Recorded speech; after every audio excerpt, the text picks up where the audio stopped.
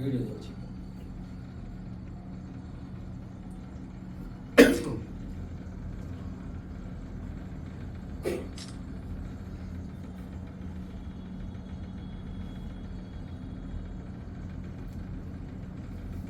Thank you. అందరికీ నమస్కారం. ఈరోజు ముఖ్యంగా బీసీ హక్కుల కోసం, రిజర్వేషన్ల కోసం, సామాజిక న్యాయం కోసం, సమానత్వం కోసం ఈరోజు పోరాటం జరుగుతూ ఉంది. తెలంగాణ పోరాటాల గడ్డ, తెలంగాణ గడ్డల ఈరోజు సమరభేరి మోగింది అనేది అక్షర సత్యం అని తెలియజేస్తున్నాను. సామాజిక న్యాయం అనేది కేవలం నినాదం కాదు, అది రాజ్యాంగం కల్పించిన హక్కు అని సందర్భంగా తెలియజేస్తా ఉన్నాను. ఈరోజు దేశంలో 78 సంవత్సరాలు దాటిన బీసీలు ఆర్థికంగా, సామాజికంగా, రాజకీయంగా అణచివేత గురవరు అనేది అక్షర సత్యం. సర్వ సంపదలు సృష్టించేది బీసీలు, కానీ ఆ బీసీలు నేడు అణచివేత గురవుతున్నది చాలా బాధాకరమని తెలియజేస్తా ఉన్నాను. ఈరోజు ముఖ్యంగా ఈరోజు బీసీ రిజర్వేషన్ల సాధన సమన్వయ జేఏసీగా ఈరోజు నిర్మాణం చేయబడుతుందని తెలియజేస్తున్నాను.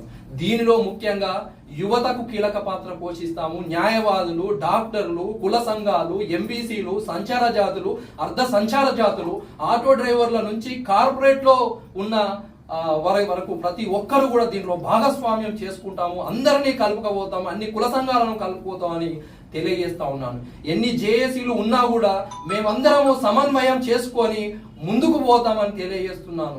ఈరోజు ఎన్నో పోరాటాలు జరిగిన తెలంగాణ సాధించుకునేది ఒక పోరాటం, దాన్ని ఆదర్శంగా తీసుకొని మేము ముందుకు పోతామని సందర్భంగా నేను తెలియజేస్తా ఉన్నాను. అంతే కాకుండా ఈరోజు ముఖ్యంగా ఒక జేఏసీ వారు కృష్ణయ్య గారి ఆధ్వర్యంలో జేఏసీగా 18 రాష్ట్ర బంధుకు పిలుపునిచ్చిన విషయం మనందరికీ తెలిసిందే. ఈ సందర్భంగా బీసీ రిజర్వేషన్ల సాధన సమన్వయ జేఏసీ కూడా మద్దతు పలుకుతుందని ఈ సందర్భంగా తెలియజేస్తున్నాను. గల్లీ నుంచి ఢిల్లీ దాకా పాంటేలా మనోడే, కార్మికుడు మనోడే, ఆటో డ్రైవర్ మనోడే, బస్సు డ్రైవర్ మనోడే, అందరూ మనోళ్లే. ఈరోజు మనందరం కలిసికట్టుగా ఉద్యమాన్ని ముందుకు తీసుకెళ్లాలని, మన హక్కుల కోసం, రిజర్వేషన్ల కోసం పోరాటం చేయాల్సిన సందర్భం అని తెలియజేస్తా ఉన్నాను. ఈరోజు న్యాయస్థానాలు కూడా బీసీలకు సామాజిక న్యాయం దక్కడంలో కొంత బాధాకరం, దొరకకపోవడం చాలా బాధాకరం అని తెలియజేస్తున్నాను.